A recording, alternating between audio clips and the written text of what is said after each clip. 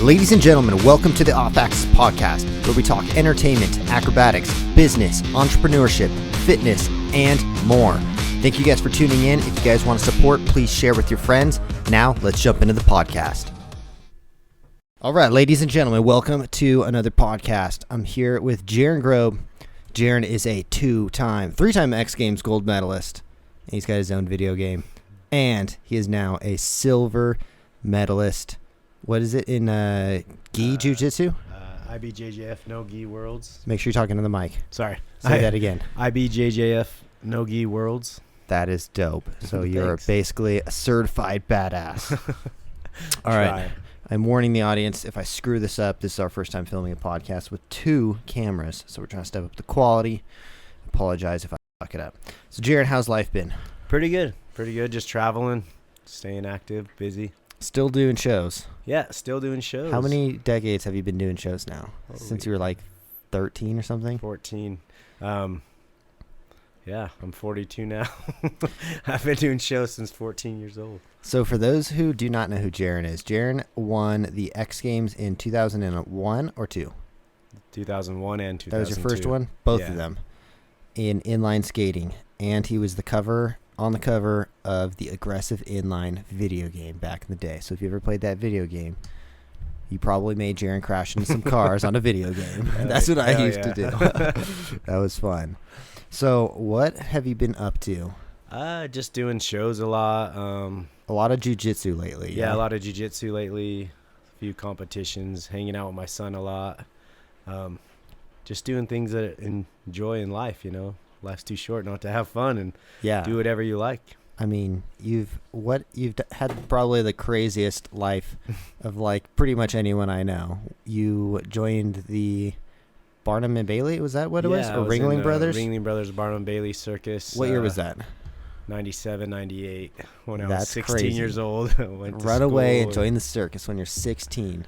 Yeah, I lived on a train. That was crazy. Can you walk us through some of your background? Because it's super interesting. You joined the circus, and then you did shows for a few years. And started touring for a few years before the circus, and then that came around. Joined the circus, lived on the train for 10 months, and then I quit to turn like ESPN pro for rollerblading. Did that for a long time, was long with shows, contests all over the world, won the X Games a few times, world championships. Yeah, and then I found a passion in jiu-jitsu as well now, so I'm just do what makes you happy. Yeah, and your son does it too, right? Yeah, my son is incredible. He does everything. He rides BMX, rollerblade, jiu-jitsu, taekwondo, sings, music, everything. Your son is like a certified badass, and he's like, what, 12? He just turned 13. I have He's a teenager. 13. I remember when you didn't even have a kid. Oh, yeah. You were much wilder back in the day. Yeah, I've toned it down a lot. No, A lot. It's been 5 years without alcohol. That'll help you out a little bit. That will help you out, too. 5 years without alcohol. Can you talk about that? How has that been? And, like, how's your body felt since doing that? Because I feel like your wallet definitely feels a lot better. I guarantee that. Yeah, but I still seem to not have any money. I mean, they say your wallet will be better, but you'll find a different way to spend money. So I just had major knee surgery, and when I was getting recovery from that, I said, I don't want alcohol around my son. You know, if he chooses to do that in the future, that's his own, life. But I didn't want it around him, show a good example, and then just better myself and heal faster. And I've got a lot more accomplished since stopped drinking. And I had a lot of fun drinking, but, I feel better now. Yeah. I feel like I would like to quit drinking, but I'm not there yet. No, I've it's tried a a few times. Do you need to get that? No, it's a personal thing, like if you choose to not drink, then don't do it. But if you can handle a few drinks and not go crazy, then I see nothing wrong with it. It's when it destroys your life. And Yeah. Yeah. So having a kid that does everything that you do, is there ever a time that you try to get him into something and he wasn't into it? Because it seems like he does everything you do. Yeah, he also does other stuff that I don't do, and I try to join him and do that. And he keeps me active and young too. I think it's that I don't push it on him. Like when we go to the skate park, I say, do you want to ride your bike or rollerblade? And then he chooses kind of with how many people are at the skate park riding bikes or skates. And then he'll do some bike for a little bit and then switch to rollerblade. So it's up to him, really. And I don't force things on him, you know. He likes football. He likes everything. He does everything now. So it's just incredible. So what's like the hardest part about having a kid while also touring? Yeah, that is the hardest part because I've toured for so long that I just got used to missing my family and friends. But having a kid is super hard because I want to be there as much as I possibly can, and not being able to actually have him because of the courts, that sucks too because I only get to see him the first, third, and fifth weekends unless his mother lets me see him more. And I try to see him as much as I possibly can. So, yeah. Because I know that's important. Like, that's the number one thing is family, you know? Yeah. It's almost like it's a good thing, not to say that not seeing him, but you only see him and then you have a bunch of fun with him on those times that you do. And you're like this living legend to your kid. Like he only sees you and he knows that you do these crazy things though, you know? It's almost better. I don't want to say it's better because that sounds bad, but like rather than being around him all the time, like he wouldn't be as happy when he's around you. Yeah, it gives a little bit of space too, you know, and he's growing up. He wants that space. It seems like he turned out just like you though, so it seems like everything has worked out perfect. You know? Yeah. He's a really good kid too. His manners and everything, so. Yeah. Yeah, that's good. So how, like, what are you planning on doing for the next few years? How long are you going to be doing shows for? I don't know. I just enjoy it so much. Yeah. It's like, you're going to do the love show? Why get paid to like work a job you don't like if you can do a job you like and they're going to pay you even if the money's not as good? So who knows? I have shows with a few different companies, the love show, maybe, just depends because I'll be gone for my family, my son, but yeah, just whatever the opportunities are. Yeah. I mean, I've just traveled my whole life. That's kind of all I know. Yeah.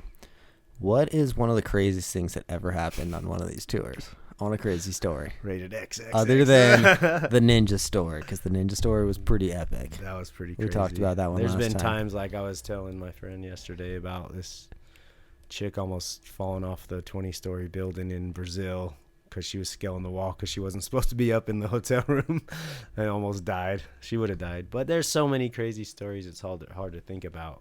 Yeah, I bet. Because, you know, you're over in a different country, you're partying, you're, you know, with the highest people in the X Games stuff, famous people, and you're just out there partying, and you see a lot of crazy stuff. Yeah.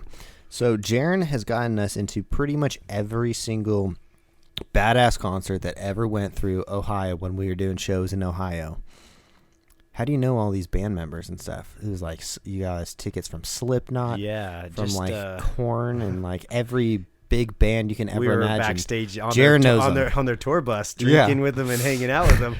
That was crazy. Suicide Song, everyone, like just from skating. And music is one of my big passions. I love music. I think music goes with everything in life. If you're happy, sad, mad, same with skating, Jiu Jitsu, all that. You find passions like that. And music, I've just fell in love with it my whole life. And when I would tour, I'd end up meeting a band member, and then he's friends with another band member and friends with them, and then you just keep in contact. And yeah, that's about it. Just the passion that I had for music, and ended up getting to meet a lot of really cool artists. Yeah, that's crazy. Well, you've definitely lived out your passion. What would you say is one of, like, if you could go back and do the X Games and everything again, is there anything you would change? Like, because the sport just disappeared, right? Yeah, maybe I could have been more involved with the industry because we were so young.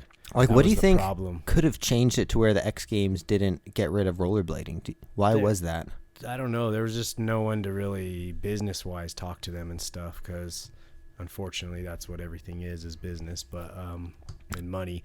But we were bringing in a lot of views and eyes, and it just, because our sport was so young and everyone that was at the top of it was so young, none of us could stand up for ourselves. You know, that makes a lot of sense. Yeah, and actually, you know, and then if they rub one of the people that maybe could have stood up for us the wrong way, then they say, screw the X Games, who cares, we don't need it. Because also, it's amazing to have rollerblading underground. People just do it because they love it.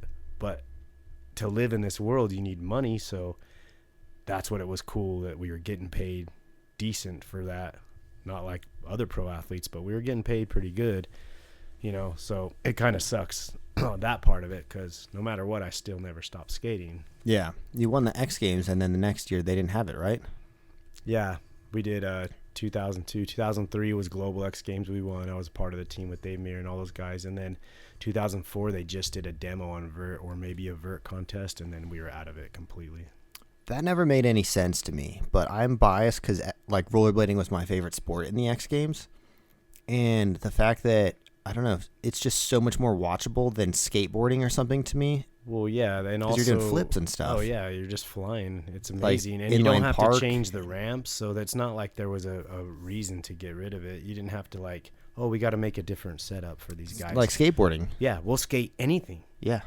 We'll ride anything, and you know, hopefully now we have some respect from all the other people. The top athletes enjoyed everyone skateboarding. I have friends with every skateboarder, rollerblader, biker, motocross guy. We party with all of them. Amazing. You know, I think it's just something with the politics. Yeah, it's definitely politics and it's definitely money. You know, skateboarding had like all those shoe brands. It does make sense now that you say there was no one older, because what Tony Hawk was like 35 or so during that time. So Yeah. they're like full-grown adults handling business a little bit better. Everyone, Like I was 20 and 21 when I won the X Games. yeah, so it's I much didn't know younger. nothing. Yeah, that makes a lot of sense because you need those like skaters who are kind of past their career to form businesses around it to kind of get money flowing through it. Because if everyone's just a young kid, there's no money in it really. Yeah, and we had the eyes. There was just no one to talk for us. So Yeah. So what did you do the next year? Was there still competitions? there and were stuff? still comps. We had Latinx games and Asian X Games I went out to, and then there were still competitions going on. And then I always, from day one since I was 14, I've been doing shows every year too. So that was like, you just show up, get paid. You don't have to do your hardest stuff, you know. So that was fun for show wise. And then I just did a contest as much as I could. And then I actually competed at a pro contest a couple weeks ago with rollerblading. I didn't really try because I didn't want to get wrecked off. Yeah. You know, because Well, once you're an adult, you can't really yeah, it was only like you can't get hurt because you have bills to pay. it was like $5,000 for the thing, and I was like, oh, I'm good. But, Yeah. Yeah, no, once you hit, I think I was like 24 or so, once I had a bad fall, and I was like, oh, shit, this is dangerous. Like, I had a pretty bad head injury, and I was like, I'm not competing anymore. I'm getting on the business side of stuff. Yeah. Because, you know, It's if you no get hurt, joke. Yeah. I fell from like 16 feet in the air and hit my face and like broke my orbital in a bunch Did you of have pieces. a helmet on? Or? I did, but it was That's what I mean. my face. Yeah. It doesn't protect your Yeah. face. That's what people don't understand. Even with a helmet on, my crazy wreck, I got knocked out. I had to get stitches through my head with a helmet on. Yeah, so Jaren has one of the craziest falls I've ever seen, and probably anyone has ever seen. And I'm going to play this clip. It's crazy. Jaren was known for dropping in and doing the craziest stuff, like going above and beyond anyone else. Tell me how this happened. You dropped in on the vert ramp. Yeah, it was the best trick on a vert ramp, and I was like, I could probably get third place, fourth place best on the ramp. So one of my friends from Australia, Sam Fogarty, was like, what if he jumped off the side of the vert ramp onto the judges tower and grind it and then jump to the ground? That could win. I was like, yeah, that could win. This wasn't the first time, though. You also did a misty flip into another booth. Yeah, I've jumped into the judges tower a few times. So this was and in Canada, the usual Jaren Grob to do a crazy gap across something. So you go to grind it. This time I tried to grind it, and the rail bent, and it wasn't even meant to be grinding because it was a flimsy rail. So you didn't check the rail? No. I jumped past it first, and I was like, I can make this. Then I went and jumped on, and I slipped back, missed my hands, and I went like 15 feet straight to my head. My head spun all the way around, knocked my teeth out, cracked my head open. Like you died. Yeah. I was out for like 20 minutes and unresponsive or more. It So, was crazy. Where did they take you to the hospital? Yeah. And a stretcher, and then they let me go that night with ibuprofen. That's crazy. Because they didn't see the wreck. And then I ended up winning the X Games 2 months after that wreck. So that was before one of the X Games golds. Yeah, the second X Games, just before the second X Games. So everyone thought I was out. somehow 2 months later, I ended up coming back and winning the X Games. I've heard stories that you used to go out and party, and then you would come back and just mop the floor with everyone still. Yeah, because I just felt like skating to me was what I loved to do. I wouldn't act like it was a practice. I would go skate because I enjoyed it and had fun, and I just kept getting better at it. And then I would just, at that time, I would party. So that's what I did at the comps. I would just party and be the same as I was at home and then go skate. And, I knew my limits, but I think I overdid it quite a bit, waking up without sleep and hungover and skating. But yeah. Would you say skill for skill you were better than a lot of people at the time, or would you say it was more your mindset of just, I'm either going to go out in a stretcher or I'm going to win this contest? Probably mindset. I mean, because some of those guys, my whole life growing up watching them, I was like, there's no way I could beat these guys. And then they would just crumble and fall. And I just knew what I could do, stay on my feet. There's some people that I would always try to go for the win. That's how I always lived my skating career. I was first or last for sure. First or last. I mean, once you get the finals, you're at least going to get top 10. So then I would be like, I got to go for first. Yeah, that was how that's how I won my first scooter contest that I ever entered. My dad said that. He was like, you're either first or last. It was right after that movie came out. Yeah. If you're not first, you're last. Yeah, and I was like, you know what? I'm stepping it up and I'm jumping off this crazy thing. That's how I feel today. I'm not first, I'm last. No, I'm just kidding. Yeah. There's something about competitions where people just don't rise to they are good either, whether it's like a UFC fighter and they're great in the gym, or like a skater or something, they're great in a video. Yep. And then the second they get on like a course or something. Yeah, there's a lot of people like that. It's like they're good in videos, but they can't put it together. And then there's a lot of people that don't like to compete with rollerblading and other action sports. They just enjoy doing it, Yeah. Same with Jiu Jitsu. They don't compete, and it's just for some people to compete and not. I just think I learned quicker competing and everything, and I had fun. And I looked at it like, I'm going to go party with all my friends and make some money, and that's it. It was a party. They had bands there with us. I'm like, this is the coolest thing in the world. Yeah. I took the contest serious at the moment, but it was a party the whole time. Yeah. So when you do the X Games, how many days ahead of time do you come in and learn the course? We would really come in the X Games like we'd have practice that day, I think, or maybe the day before, but you didn't really get much. So they would build these courses just for the X Games. Yeah. Then you come in basically day of. Yeah. Sometimes you'd have practice. Sometimes maybe the day before, but I think sometimes you just the day of you had a few hours and then let's go. Was there qualifying to get in, or was it invite only? Yeah, most of the X Games when I did it were qualified. That's what was so cool about it is like as long as you were a professional, you had to qualify here, make it in. So it was the top 20 of the best in the world from all of the country, all of the world. And then the top 20 that qualified through competitions. Then, so if you got first or second in the X Games, you qualified for the next year, which is understandable, Yeah. And then, so yeah, that was really cool. And then now they kind of just pick out people, but it was really cool that you could qualify because kid from Orem, Utah that watched X Games for the first time in 95 and said, I'm going to be in that. And then I ended up winning it. It was like crazy. Yeah. And I think I'm the only one that has 2 golds in street before we got kicked out. So the X Games was the biggest thing back in the day too. Oh, yeah. It was huge. For me as a kid, I was probably like 10, 12. I remember watching you in the X Games and stuff.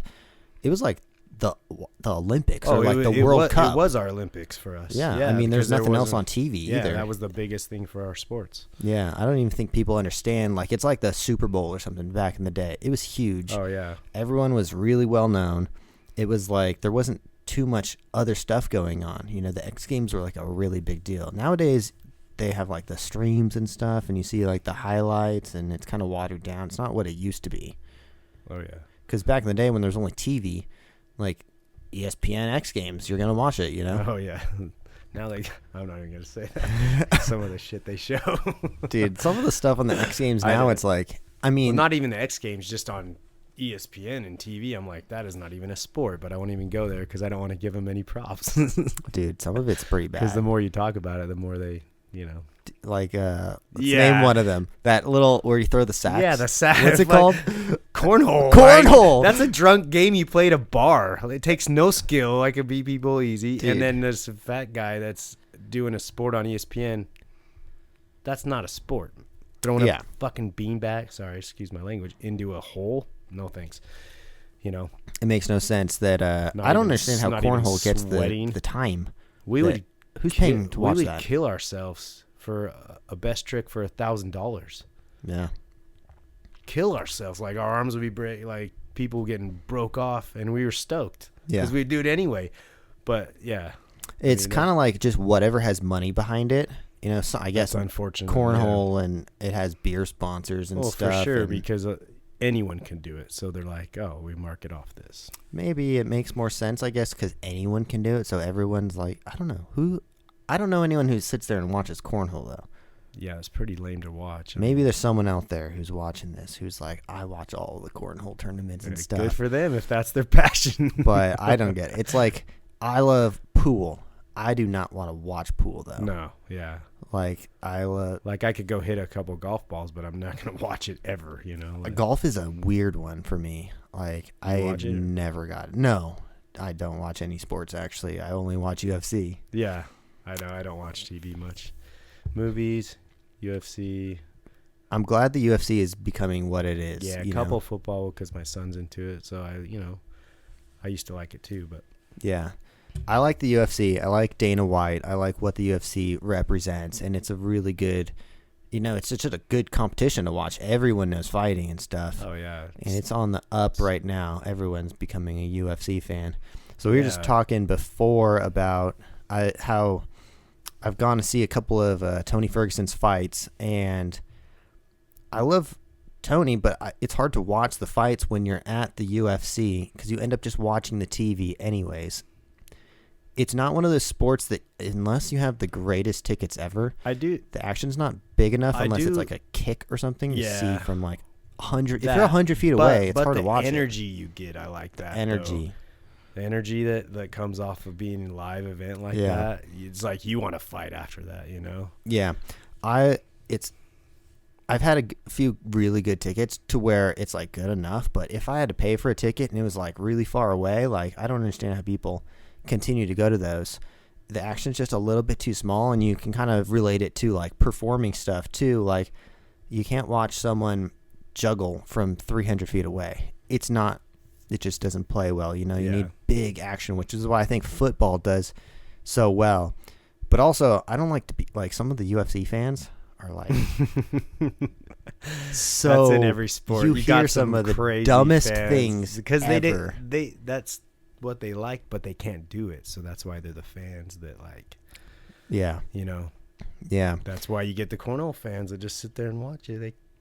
I don't know. Man, I don't know. I hear like some of the dumbest things. Like you always hear that guy who's like, grab his dick and twist it. That's the dumbest. That's the dumbest thing. Well, but you just have drunk, delusional people watching the UFC, and everyone wants to be famous and have their 2 cents. Yeah, it's got to be a really tough, like action sports. You're by yourself. It's just you against everyone else. There's no team. I mean, you have a team. Yeah, but like sponsors and stuff. But that's what's so cool about it. It's no one. There's no. You can do anything you want. Yeah. That's why it's so cool. Yeah. I like that. Get some music on and just go. Yep, there you go. I like that everyone kind of has their own style and stuff. One of the things that really bugged me about acrobatics when I came into it was like everyone comes from a gymnastics background. Yeah, and they're too tight. And, just be loose. There's a right and wrong way to do everything in gymnastics and stuff. And when I came into acrobatics, I was doing everything. And I remember I named it off axis because everyone would say, can you do any flips that are straight, or is everything going to be off axis? Because no one's ever going to hire you if all of your flips are crooked. But I think it looks cooler that way. I think so too. I think there's no right or wrong way to do anything. Oh no, because you're like, he's out of control, but you know what you're doing. So sometimes you're just a little off axis. Yeah, the coolest trick that you do is the 900, and that thing is like, it's not even straight up and down. It's not to the side. It's not. It's like. I hadn't done it for 6 years, I guess, because of injuries, and I didn't have a good ramp, and that COVID stopped everything from doing bigger shows at the time. So, but I just did it like a month or 2 ago. Yeah, I saw that. First time I was stoked. Yeah. So a 900, that's 2.5 twists, and you whip it like you're doing it's almost like a backflip 540. Yeah, because of the access, but Yeah. Yeah, it's definitely pretty Pretty off rad. axis. I like it. Box jump is a really cool feeling. You know? Yes. If you could just flow over it, it's so fun. The best setup ever was the one at Cedar Point that had 2 box jumps going Back to back. either way. So for those who are watching and don't know what we're talking about, a box jump is this thing that's right on the TV. So we jump over it, and then you go up the quarter pipe on the other side, and then you come back and you jump over it. But when there's 2 box jumps going either way, you can just keep going. And it's like the air time is put on. It was the best. I think that Cedar Point show, 2016, because it was my last year in there, we had the best cast. You know, it was that all-wheel show 2016. So good. Was one of the best shows I think that was ever put on. We had the choreography. Jaren would go straight at me. I would do a backflip, and he would do a misty flip over me. Like, we're going head on, straight at each other. Every day, 3 times a day. Every day, 3 times a day. So this sequence would be Jaren would do a backflip over me one way, and on a box jump the next way, I would do a backflip. He would do a front flip 180 over me, which is a misty flip, basically. And then right after, me and Nick would do like flares over each other. It was just such a cool sequence. Like, that number was like so packed with stuff, and like the shows are good now. Mason would be doing crazy transfers, like 20-foot gaps that didn't even look possible. But just, I could imagine watching it from the crowd. That's to think back. I'm like, yeah, no, because the next year I came back, and I've never missed a show. So this next year I came back to watch you guys before I went to do the Minnesota show, and I saw it from the audience, and I was like, dude, this show's so freaking good. Like, everything that was going on, the all-wheel show. It's crazy because places like that, they want some singing and dancing, and but we did 10 years straight. We did 10 years straight there. No offense to the singers and dancers, but that show is just much better as an extreme music, sports show. Yeah, you're going to get way more action. You never know what would happen in our show either. I mean, you never know. Someone turns weird, you're falling down. You never know when there's Tanner's scooter blows up, and my scooter just explodes into pieces. There's bearings everywhere. I smack my head. I'm like, oh shit, and then I like roll over onto the tumble track. It's funny because he's all right, but I split my lip open. We had to stop the show. I was filling in for the girl number. It was a good time. We had this girl song playing. I was filling in for Coco, doing like crazy tricks during the girl song, which is a little weird. Yeah, so I was already doing a track that I wasn't supposed to be doing, and I just like missed my handlebar and face smack out, bleeding all over the place. My lip is like split in half and stuff. That show was good times. And on 4th of July, we would throw down. Oh yeah. You knew that on 4th of July, if you were a fan, you were going to see a crazy show. We were going to war. That was good times. Yes. You know, we did some funny stuff during that show, great times, partying, hanging out. Freaking, we lived it up for sure. We didn't hold back. That was the times. Was those all-wheel shows? Some of the best times of my life for sure. Putting bay and doing all those crazy things. That was good times. But anyways, thank you for coming on and doing the podcast. It's good to see you. I came out here to do Jiu Jitsu yeah, it's good to see you anytime you're in town. Silver medalist in Jiu Jitsu and 3-time X Games gold medalist. Where can everyone find you, Jaren? On Instagram, the monster Jaren Grob. All right. Thank you guys for watching. If you guys haven't yet, make sure you subscribe. Go follow Jaren, and we'll see you guys in the next one. Bye-bye, everyone. Peace. That concludes this episode of the Off Axis Podcast. If you guys found value in this, please consider sharing with your friends. Also, subscribe, and we'll see you guys in the next episode. Bye, everyone.